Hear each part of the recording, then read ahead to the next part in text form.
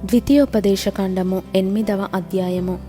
మీరు బ్రతికి అభివృద్ధి నొంది యెహోవా మీ పితరులతో ప్రమాణము చేసిన దేశమునకు పోయి దాన్ని స్వాధీనపరచుకొనున్నట్లు నేడు నేను నీకు ఆజ్ఞాపించిన ఆజ్ఞలన్నిటినీ అనుసరించి నడుచుకొనవలెను.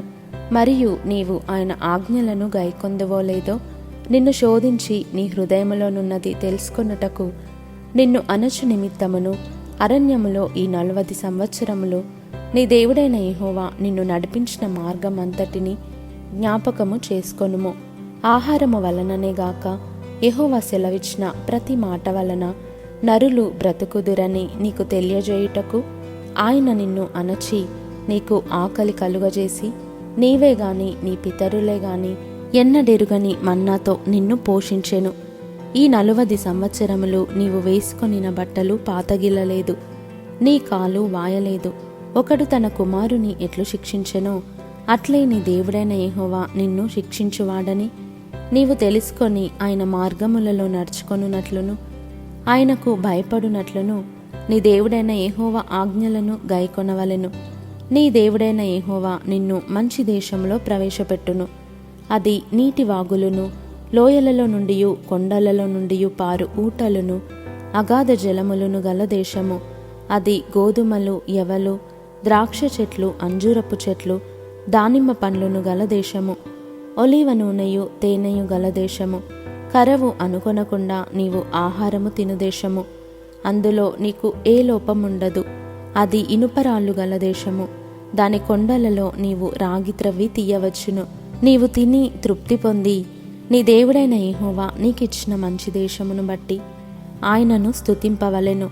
నేడు నేను నీకు ఆజ్ఞాపించు ఆయన ఆజ్ఞలను విధులను కట్టడలను నీవు అనుసరింపక నీ దేవుడైన యెహోవాను మరచి కడుపారా తిని మంచి ఇండ్లు కట్టించుకొని వాటిలో నివసింపగా నీ పశువులు నీ గొర్రె మేకలను వృద్ధి అయి నీకు వెండి బంగారములు విస్తరించి నీకు కలిగినదంతయు వర్ధిల్లినప్పుడు నీ మనస్సు మదించి దాసుల గృహమైన ఐగుప్తు దేశములో నుండి నిన్ను రప్పించిన నీ దేవుడైన యెహోవాను మరచెదవేమో.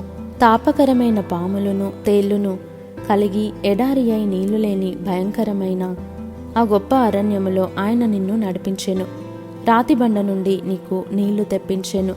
తుదకు నీకు మేలు చేయవలెనని నిన్ను అనుచుటకును శోధించుటకును నీ పితరులు ఎరుగని మన్నాతో అరణ్యమున నిన్ను పోషించెను.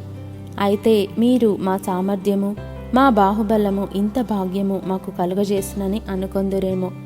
కాగా నీ దేవుడైన యెహోవాను జ్ఞాపకము చేసుకొనవలెను.